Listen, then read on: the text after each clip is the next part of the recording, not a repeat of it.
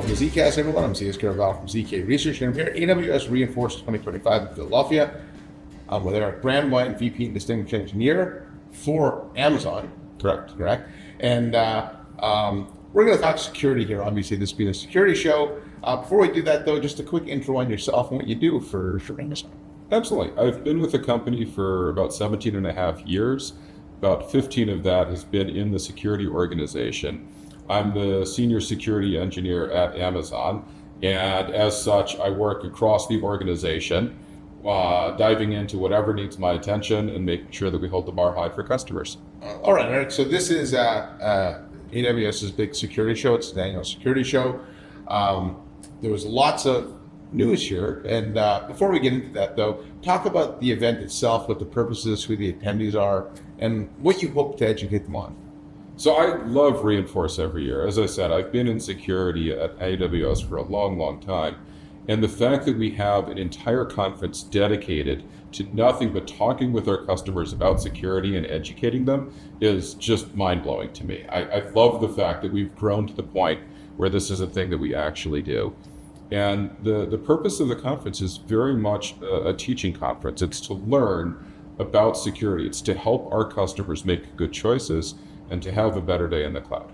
Yeah, in fact, some of my analyst colleagues and I were talking, as far as security vendor shows go, this might actually be the biggest.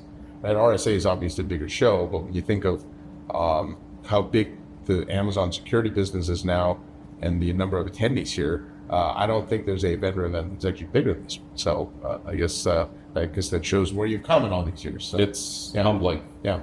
And so there was quite a bit of news from the event. And there was updates to CloudFront, the WAF, things like that. But it seems to me, if I were to think of an overarching umbrella theme to these announcements, it was more about making the security products from Amazon, AWS, easier to consume and to use. And so you've always had good security. Sometimes you question, maybe a little hard to get it deployed, but there seems to be a very concerted focus on it. Would you say that's fair? Absolutely. The goal of AWS has always been to democratize access to technology. It used to be that if you wanted to be on the internet, if you wanted to have a presence, that you needed to buy servers and you needed to have a data center and you needed a networking team and a security team and a storage team. And there's this massive investment. And now with the cloud, you have an idea, and you alone, or maybe you and a couple of partners, can very quickly have a presence on the internet. You can build your idea. You can cause it to become real. You can experiment at light speed. And that has given so many more people the opportunity to deliver for their customers, to innovate, to have interesting ideas and to test them out. And in exactly that same theme, we want to make sure that all of those customers, as they build on AWS, have excellent security, they have a good experience in the cloud. And so these launches to make it easier for customers to achieve a configuration that they love and that they're confident in, that's about democratizing access to great security as well. Yeah, and specifically with respect to individual announcements, were there any that caught your eye that you thought were no? So last year at reInvent, I gave a talk on active defense in Sonaris. This is our use of our own threat intelligence. It is a service that we offer for free to all of our customers. In fact, we didn't even talk about it when we first built it. We just started blocking unwanted traffic for our customers. And there's a threshold, and if traffic is less trustworthy than this threshold, we automatically block it. But what about traffic that has a higher trust threshold than that, but it's still relatively low? We've now integrated this with Shield, so now customers can take advantage of our real-time threat intelligence and make decisions about what traffic they want to allow and not allow to their own services and applications. That's interesting. So that's how it's been productized, right? And so what kind of feedback have you had on that? Given that it just launched today, there's relatively little feedback, but the customers that I've spoken with are all very excited about it. It has given them some significantly advanced capabilities in a very accessible form. All right, now I want to pivot to AI. That's always a hot topic. Was at RSA, was at reInvent last year. I'm sure it's going to be reInvent this year.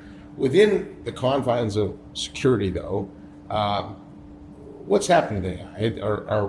are the practitioners falling behind or be able to keep up? I know the adversaries are very aggressively using it. In fact, you can just tell from some of the spam and phishing emails you get they've gotten better. When I talk to practitioners, there's still a little bit of nervousness, not sure about fully automated things like that. What are customers telling you? So we're hearing answers across the spectrum from customers.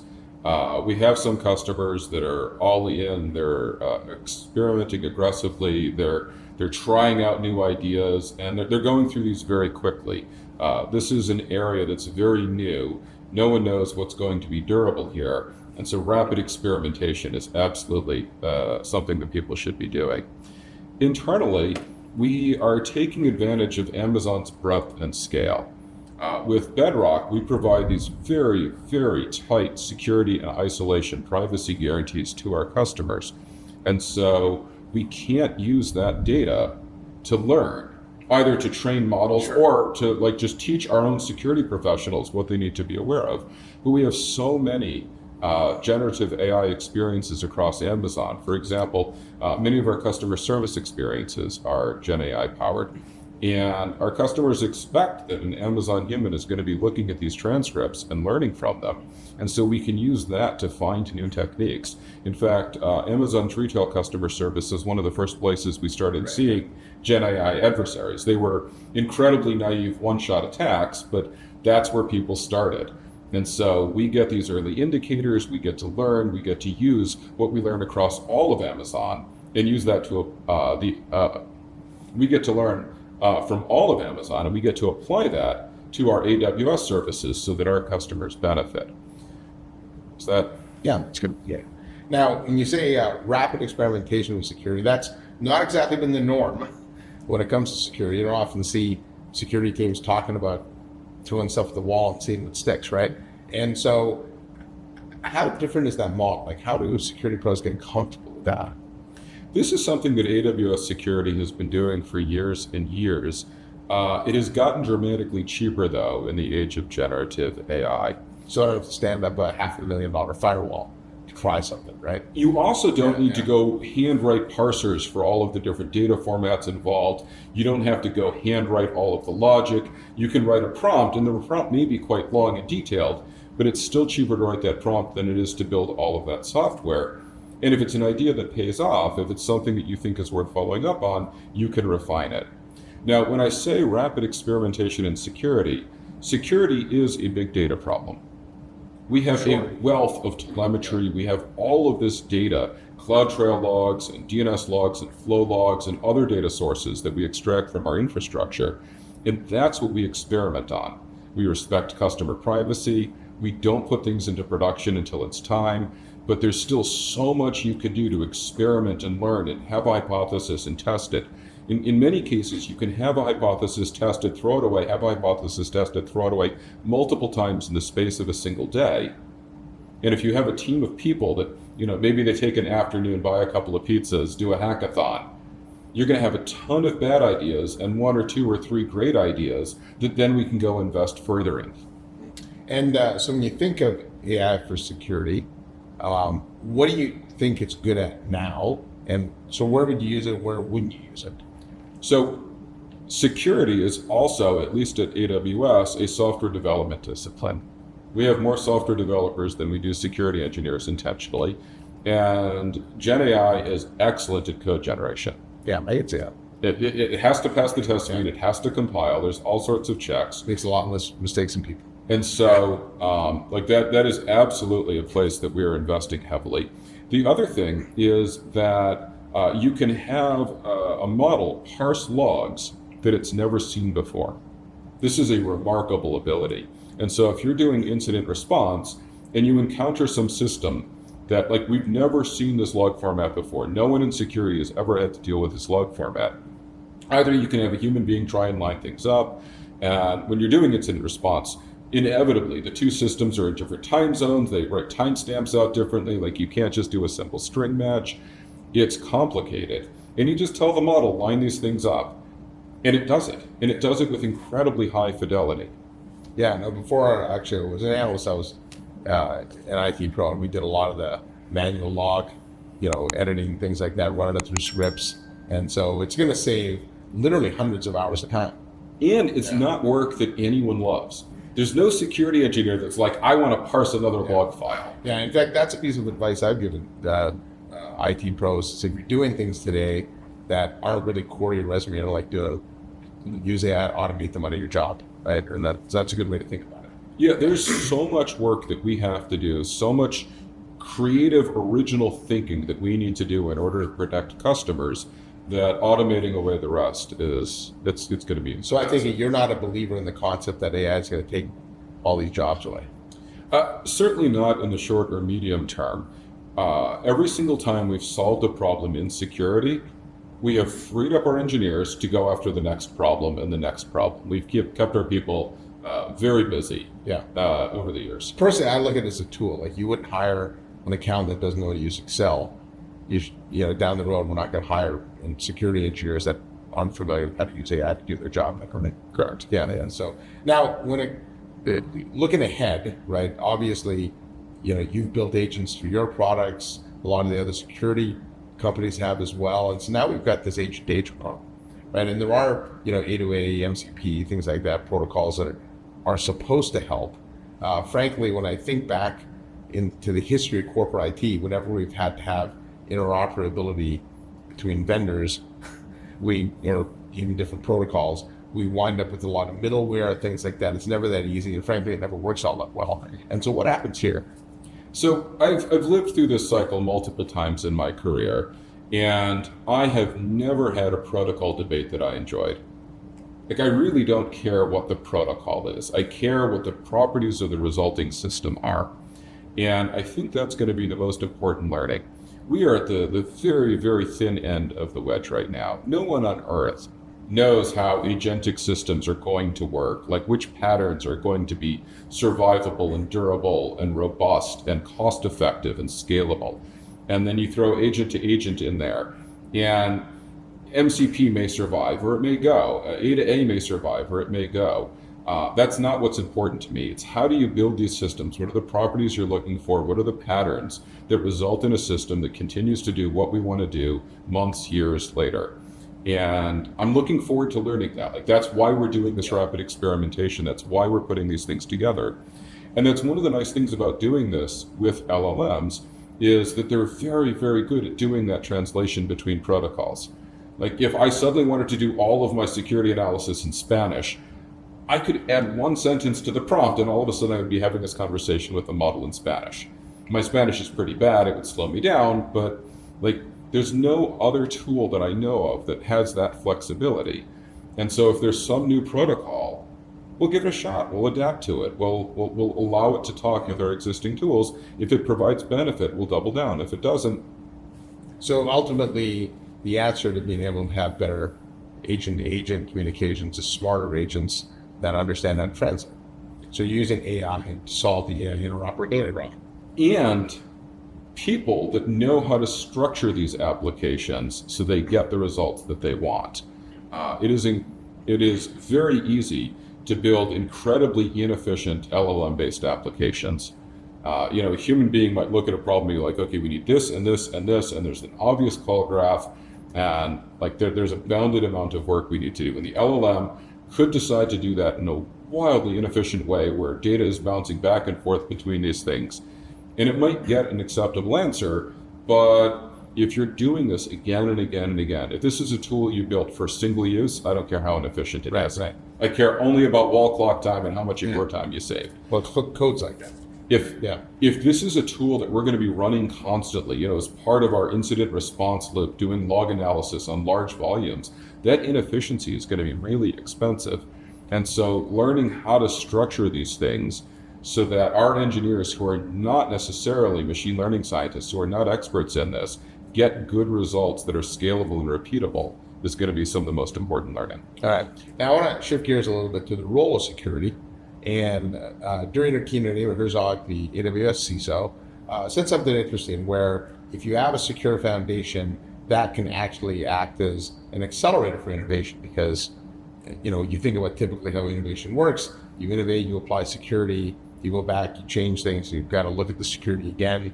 But the concept is if you have the secure foundation, then in theory, you should be able to drive innovation and not worry about the security, right? So to talk about that and practically how that gets put into motion. And I know Amazon's done a little bit of that themselves, right? And so I think AWS itself is an example of this. When I joined the company in 2007, people would have arguments over which kind of server to order and how much of this resource or that resource they needed, or which database to use.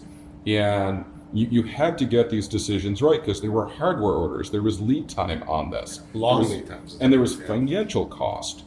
And now we live in AWS. It has been years and years since I've had an argument with another engineer about what storage system to use. You put your data in S3, you have EBS volumes attached to your instances, like that's what we use. We no longer have these conversations. And now auditing these systems is really straightforward because it's all APIs, it's all CloudTrail, it's all AWS IAM. And so there's all of these things that we used to do as an engineering organization, an operations organization, a security organization that we just don't do anymore. And we absolutely move faster because we've stopped doing those things.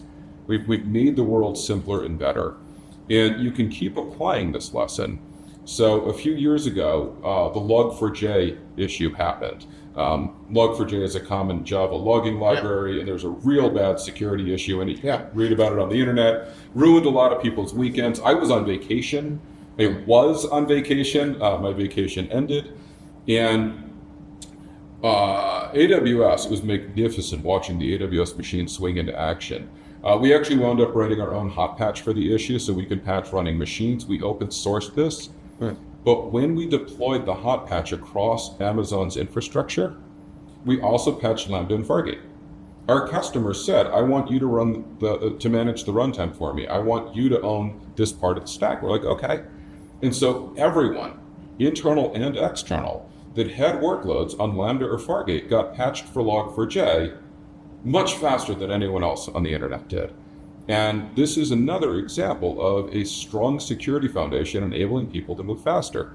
You wake up in the morning, you realize that like this terrible thing has happened. You go do the impact analysis and you realize like I still have to patch, but I can patch on Monday or I can patch next week. I don't have to patch today on Saturday. And that enables your team to move faster. Yeah, well that used to be all hands on deck and the business would come to a halt, right? Until you're able to do that. So you're able to continue the business, but then also be able to do it more methodically. And schedule it as part of your development work and run it as a normal deployment. Every emergency deployment is an opportunity for an outage. And so if you can run this as a regular deployment using your standard operational practices, it's safer, it's cheaper, it's way more relaxing. Yeah. All right, Eric, last question.